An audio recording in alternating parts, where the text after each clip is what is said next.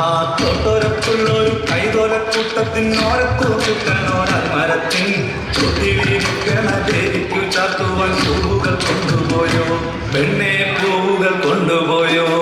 പണ്ട് പാടവരങ്ങത്തിലൂടെ ഒരു ഓലക്കൂടയും എടുത്ത്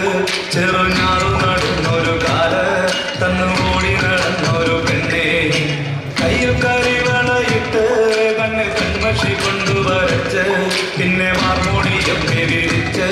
നല്ല ചേരുള്ള പാവാടയിട്ട്